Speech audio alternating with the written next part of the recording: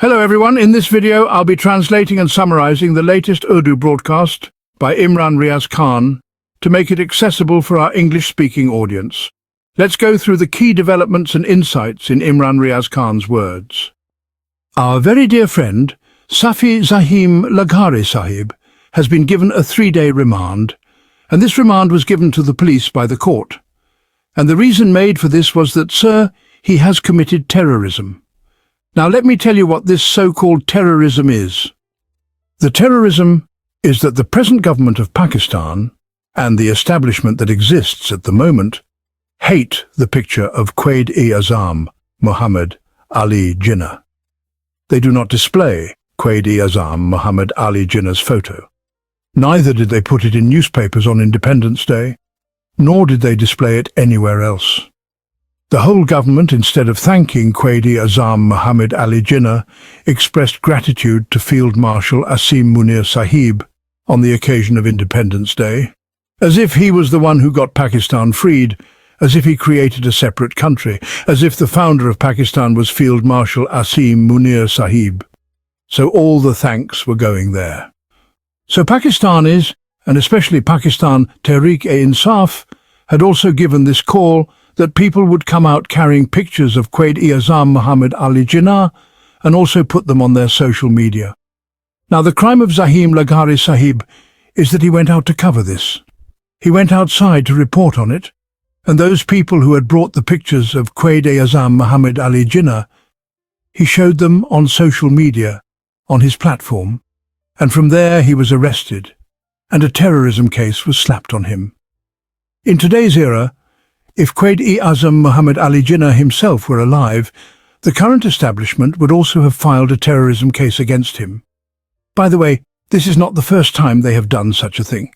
They did the same with Fatima Jinnah Sahiba. They declared Fatima Jinnah an agitator. They even cut the connections of Fatima Jinnah's house. They made her life miserable. Those who stood with her were oppressed. What was done with Quaid-e-Azam Muhammad Ali Jinnah? What happened with his ambulance? Where was he taken? And how did he spend the last days of his life? This too is part of the record of Pakistan's establishment. So they don't just betray Quaid-e-Azam, they trade him away. And they only love Quaid-e-Azam to the extent that his picture is printed on currency notes. Apart from that, if they could, they would replace his picture with their own photo on the notes. Such hatred for Quaid-e-Azam's image that the people who raised his picture were charged with terrorism cases, and the honourable judge, without even looking into it, gave 3-day remand. Extremely tragic and painful. Laghari Sahib stood there and said, "I will not break away from them. Whatever they want to do, let them do. I will not bow down before them, and whatever punishment is being given to me, we all know what it's for." Now regarding Maryam Nawaz, against whom these criticisms are made, just look at her condition. Not from someone else, but from their own supporter, Sajid Tara Sahib. Let me read you his tweet. You can judge their condition yourself. Here, look.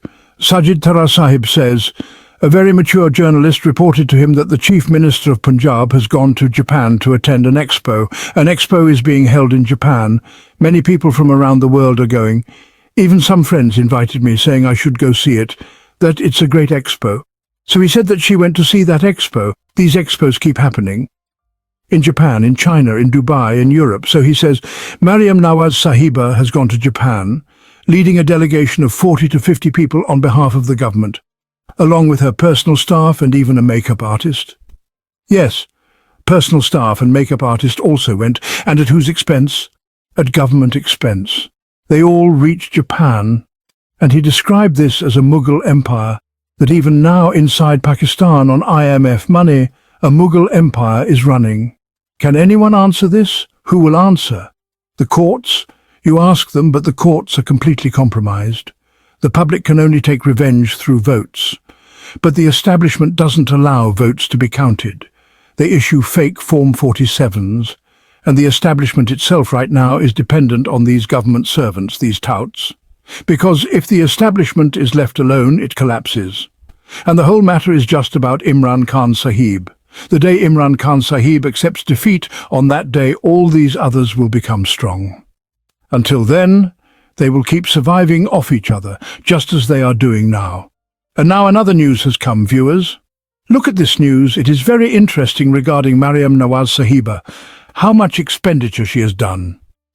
According to government documents, Chief Minister Punjab Maryam Nawaz's Japan tour had an estimate of 100 million rupees, but 160 million rupees were approved in advance.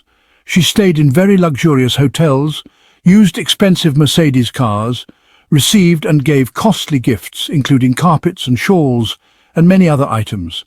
All of this was sheer enjoyment, and all of it done on government money. These people are indulging in luxuries at public expense. Their lifestyle is like Mughal rulers, not like leaders of a poor country. And whose money is this?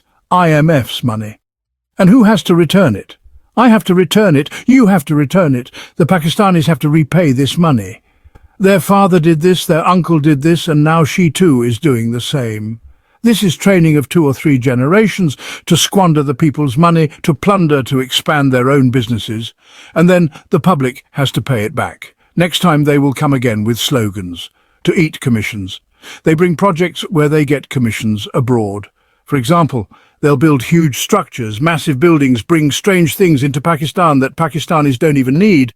What Pakistanis need is education, food, technical training, sanctity of the home. But what Pakistanis really need, they don't provide. Today, 45% of Pakistanis have fallen below the poverty line, and yet their luxuries have not ended. There is also much talk of Suhail Warich Sahib's column. It is being discussed again and again, but really it shouldn't be taken too seriously. It is his old habit. He always flatters the officers who are in power. Whoever is the serving general at the time, Suhail Warich makes him his favourite, and always offers him great words of praise. But once a general retires, then he writes things against him to prove himself revolutionary. Look at one of his 2019 columns to see his connection with Nawaz Sharif, how much love Suhail Warich Sahib had for Mian Sahib. Today you see how Imran Khan is spending his jail time. Now look at how he wrote about Nawaz Sharif's jail in 2019. When Nawaz Sharif was making a deal and soon after flew freely to Britain, this was Suhail Warich Sahib's column just days before the deal. He has started a defensive resistance inside jail. He never lets words of complaint slip. He is ready to get treatment for his illnesses but refuses to shift to a hospital. He is not willing to make a deal according to the government's terms. He was always stubborn. He is still stubborn. He has gone silent but not willing to change his stance. He is not struggling but not ready to surrender. He has not yet won, but he is not ready to accept defeat. This, sir, was written in 2019. Suhail Warich was showering Nawaz Sharif with praises. He will not go to hospital. Yet Nawaz Sharif went to hospital. His whole family went to hospital. Outside, Khawaja Asif said, not even 100 people come to see Nawaz Sharif. This was his condition in Lahore. Then Warich wrote, he is not willing to shift to hospital, yet he was shifted. He is not willing to make a deal. Yet he made a deal and left. He was always stubborn. He is still stubborn. What stubbornness? He started polishing shoes. After that he went silent, but he is not willing to change his stance. And brother, he went silent because he was making a deal with the establishment. They told him no statements on Twitter or anywhere. So he stopped giving statements. Warich wrote, he is not willing to surrender. Yet he surrendered completely, wrote on a 50 rupee stamp paper for the court, and then left Pakistan under the excuse of falling platelets. He has not yet won, but he is not willing to accept defeat. What nonsense. And about Imran Khan, Warich writes, Khan Sahib, why don't you apologize? For God's sake, apologize. For the sake of Allah, for the sake of the nation, apologize. He keeps urging Imran Khan to apologize. This is the difference. For Nawaz Sharif, he writes sky-high praises. For Imran Khan, he begs him to apologize. So far, he has not been able to win, yet he is not ready to accept defeat. This is the total journalism of Big Sahab Suhail, which you should understand from these few sentences here.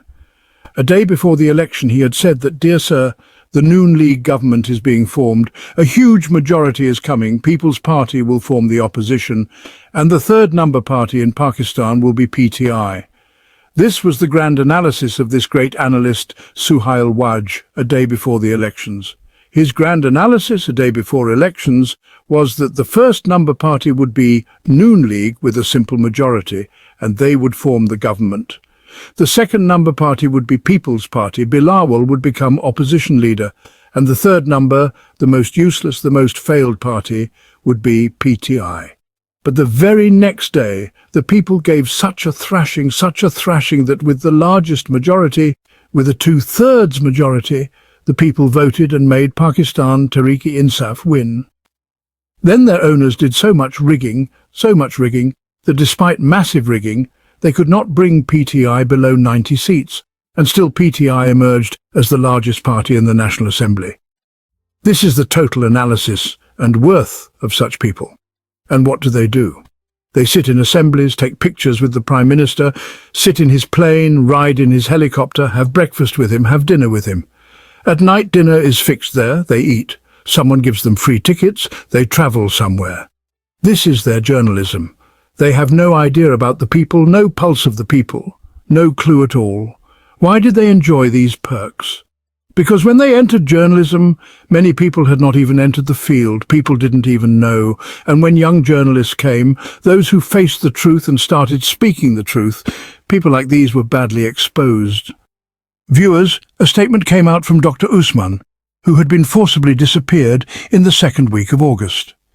Now, in the third week of August, his statement came. It is a confessional statement in which he says that despite being highly educated, he facilitated terrorists and chose this path. He even narrated 2 or 3 incidents. He had studied in Quaid-e-Azam University, Peshawar University, and is an 18th grade lecturer. But some questions arise here. First, if this person was facilitating terrorists, then arrest him under the law. Present him before a court. Let him give this statement before the court. What is this method that he wasn't presented in court? Instead, a video was released to the media, and the Chief Minister even did a press conference on it. The issue is, when you forcibly disappear someone, you can make them read out whatever script you want. If you watch that video, you can see it is edited. If this man really did all that, then call the media, seat them in front and have him speak openly. They had once arranged an interview of Ehsanullah Ehsan with Salim Safi. I told ISPR, "Sir, arrange an interview for me too." After that, the man arranging it stopped answering calls. He had said, "Imran Bhai will arrange it for you." Later one day it was learned that Ehsanullah Ehsan had gone somewhere, so this seems like a fixed match. Forcible disappearance can never be an option. Forcible disappearance, a man is forcibly disappeared. For example, some time ago we saw a video where some officers of the Pakistan Army were captured. They were speaking only what the terrorists were telling them to speak. They weren't speaking against the terrorists. They were speaking exactly what the terrorists wanted them to. So, if someone is forcibly disappeared or is in illegal detention, then whatever statement he gives has no legal status. The legal status lies only in that which happens under the law. We arrested him under legal procedure, we investigated him, we recovered certain things, and we are now presenting him in court where he will give his statement. That is the legal way. If you do things illegally, then no matter how good a job you think you are doing, it will always carry doubt. And it should, because any work that does not have legal standing has no worth. Viewers, Imran Khan Sahib's case will be heard tomorrow morning at 9 o'clock in the Supreme Court of Pakistan. It will be regarding 9th May. This is a big test for PTI's lawyers. How will they present Imran Khan's case before the court? Here, there are false witnesses. One hiding under a table, another hiding under a sofa, another behind a curtain. What kind of witnesses are these? I always say, take that table to the Supreme Court and put it in front of Justice Yahya Afridi. Tell him, call the witness and ask him to hide under this table. Show us how a witness can fit under the table. Justice Yahya Afridi is listening. Justice Muhammad Shafi Siddiqui is listening. Justice Miangul Hassan Aurangzeb is listening. This is Imran Khan Sahib's 9th May case in the court tomorrow. So far there has been great injustice. Let's see how long the Supreme Court of Pakistan continues this injustice. Let me present before you the cruel judgment of 9th May. The written judgment of Case 103 of 2023, Ijaz. Chaudhry Sahib presented 7 witnesses, but the court rejected all 7 witnesses, saying they were PTI members. If they are PTI, so what? Are they not Pakistanis? Are they not Muslims? Just because they are PTI members, their testimony cannot be accepted. What criteria is this? Then only government officials' testimonies are accepted, but the government is the complainant. Should their witnesses not be disqualified too? Aisha Bhutta and Imran Khan's guard, Hafiz Arshad, have been given 10 years imprisonment just for raising slogans. These courts are destroying themselves. They are axing their own feet. The judiciary's respect is gone and judges don't even care. Most of them are compromised.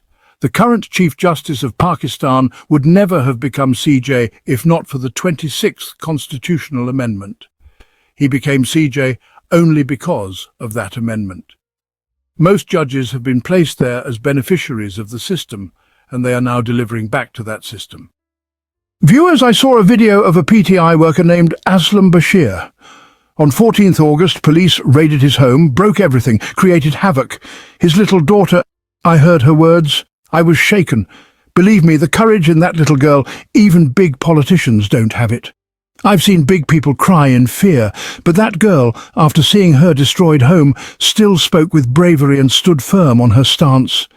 The police misbehaved with women and children, threatened his wife, but still that child stood firm. The establishment doesn't realize what is happening to them. I had said earlier, you've met your match. Even I didn't realize how tough these people are. After hearing that child's words, the establishment should be afraid, where Pakistan has reached, and what people think of them. And about the imposed rulers, Ali Haider Gilani, son of Yusuf Raza Gilani, made a statement. He said someone asked Quaid-e-Azam why he doesn't go to Multan, though he goes to London, Karachi. Quaid supposedly replied, "My presence in Multan is through Gilani. My God, spare Quaid-e-Azam. Just imagine, they put everything in their own account. Where is Gilani? And where is Quaid-e-Azam?" Quaid-e-Azam was a tower of principles, not someone handing out or taking money. One son was caught in an FBI case. The father went wearing a garland. Another son was caught on video distributing money among assembly members to buy votes for his father's Senate election. And then they link themselves to Quaid-e-Azam. For God's sake, don't distort history and attack historical personalities too. Viewers, the situation in Pakistan today, for the first time in history, 50 cotton factories are non-functional or shut down. Reason cotton is not being sold, and the biggest reason is climate change. Rains have been erratic and abnormal, destroying crops. Already Pakistan faces cotton shortages and now climate change has worsened it. Meanwhile, the government has no plan at all to deal with this. And Punjab government's condition, Maryam Nawaz, went to visit Yokohama Town Hall, Japan. She said, "We'll bring this kind of modernization to Pakistan. Japan is 50 years ahead of the world, ahead of Europe. And you think you'll make Pakistan like Japan by going there?" From their side, only 3 people attended. From Maryam Nawaz's side, dozens of people went. This shows how nations are built. They only sent as many as needed. But here, they took an entire wedding procession at taxpayers' expense for tourism in Japan. Unbelievable. That wraps up our translation of Imran Riaz Khan's video. I hope this English version helped you understand his message better. Please like, share and subscribe to Awami Lens to help our community grow. Don't forget to leave a comment below and let me know what you thought of this effort.